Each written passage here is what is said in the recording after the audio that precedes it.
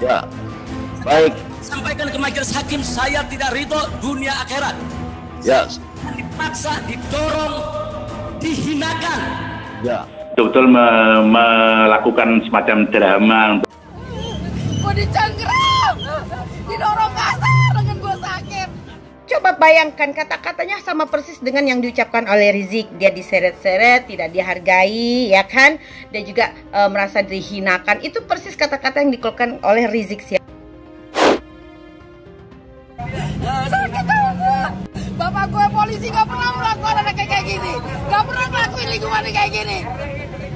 Pandai gue kompes, gak pernah begini. Jangan kasar kau, biadab.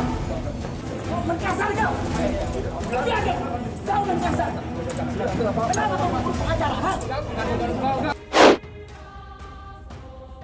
Saya pengacara, pengaluan rakyat.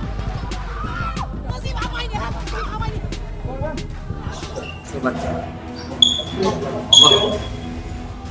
Ya.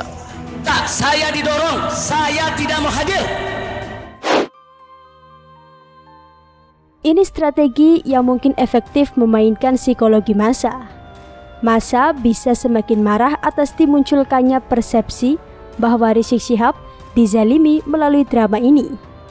Ada juga kemungkinan orang yang bukan pendukungnya ikut-ikut simpati, kata Adrianus di Jakarta.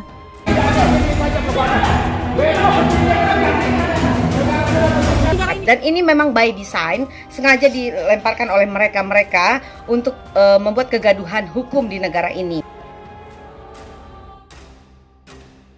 Gua nggak terima pokoknya Irfan. Keluar semuanya, rapatkan barisan.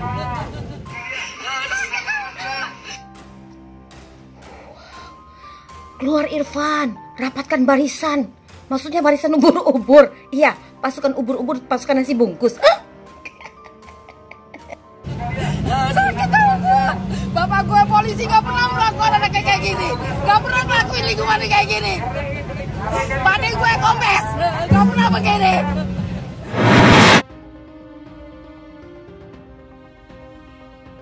Posisi dia sebagai punya kelompok masyarakat pendukung dan sebagainya. Nah ini sehingga dia kepengen nampak menonjol di situ. Pak D-nya polisi, lalu kalau Pak D-nya polisi harusnya ponakannya nggak kayak gini ya. Tapi ya sudah, namanya juga Kadrunwati, ya kan? Ya, saya pemerintah nggak boleh baru begini kan tidak boleh. Sekarang ini, Pak Mahfud MD tolong ini, kami tidak boleh masuk.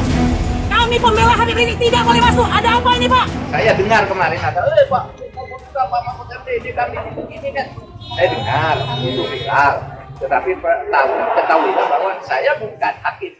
Kriminolog Universitas Indonesia Adrianus Meliala menilai saat ini Rizik Syihab berusaha memainkan emosi publik dalam kasusnya. Dalam sejumlah sidangnya yang digelar di pengadilan, Rizik dinilai membangun citra seolah-olah sedang dizalimi. Ini strategi yang mungkin efektif memainkan psikologi massa. Massa bisa semakin marah atas dimunculkannya persepsi bahwa Rizik Syihab dizalimi melalui drama ini.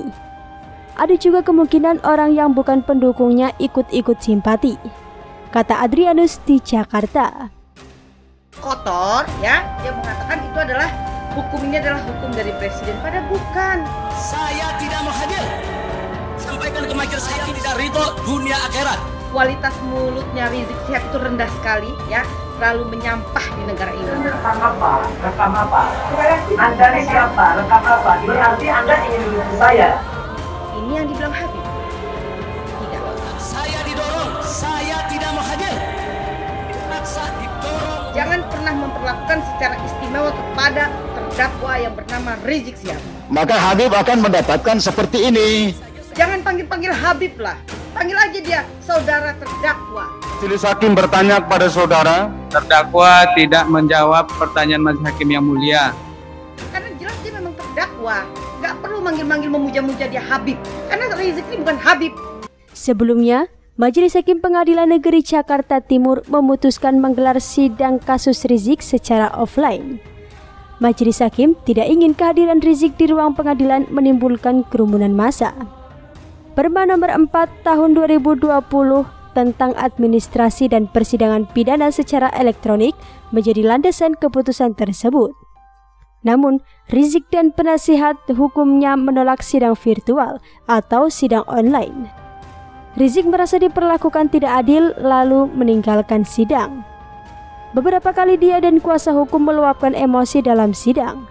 Setelah beberapa kali drama, Majelis Hakim akhirnya mengabulkan keinginan Rizik untuk hadir langsung di Pengadilan Negeri Jakarta Timur. Adrianus menyebut bahwa sidang offline akan lebih menguntungkan Rizik secara taktis. Apabila digelar secara offline, dikhawatirkan massa akan berbondong ke pengadilan untuk memberikan dukungan. HRS sendiri bisa mengeluarkan kemampuannya sebagai orator. Karena pilihan ini sempat digagalkan hakim, maka muncul situasi drama yang kemudian dieksploitasi, ungkapnya. Menurut Adrianus, Perma nomor 4 tahun 2020 tidak mengabaikan Kitab Undang-Undang Hukum Acara Pidana atau KUHP. Bagi saya, pertanyaannya bukanlah dasar hukum sudah cukup kuat atau tidak, tapi mengapa kita harus mempertanyakan dasar hukum mengingat pandemi ini masih ada di sini, tutur Adrianus. Di sisi lain, dalam persidangan terdakwa eks-pentolan FPI Rizik Syihab di Pengadilan Negeri Jakarta Timur pada Selasa 23 Maret 2021 kemarin, terdapat emak-emak pendukung Rizik Syihab yang ngamuk-ngamuk di luar pengadilan.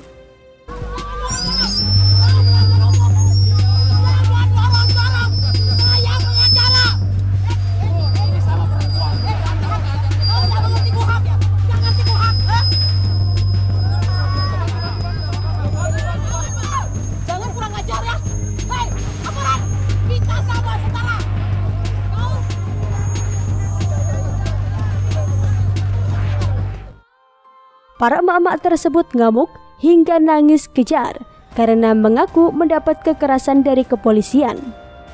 Karena itu, emak-emak pun berpesan kepada seorang untuk rapatkan barisan. Awalnya, emak-emak sempat terlibat adu mulut dengan aparat kepolisian yang sedang berjaga sekitar pengadilan. Hal tersebut terjadi karena aparat meminta kepada massa untuk tidak berada di depan Pengadilan Negeri Jakarta Timur dan pindah ke lokasi lain.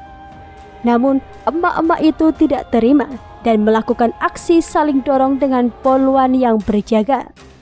Sontak insiden tersebut membuat salah satu emak-emak menangis kejar karena mengaku tubuhnya sakit akibat mendapatkan dorongan dari aparat. Sementara itu, dalam video yang beredar, terlihat emak-emak berjilbab coklat yang menangis di pinggir jalan. Dalam video tersebut, emak-emak itu menangis sambil mengadu kepada seorang melalui sambungan gawainya. Ia mengaku mengalami kekerasan dari pihak aparat kepolisian. Selain itu, dia juga mengklaim memiliki seorang ayah yang berprofesi sebagai polisi, namun tidak pernah bertindak keras kepada dirinya. Dia juga membeberkan bahwa sebenarnya sanak keluarganya merupakan komisaris besar atau kombes.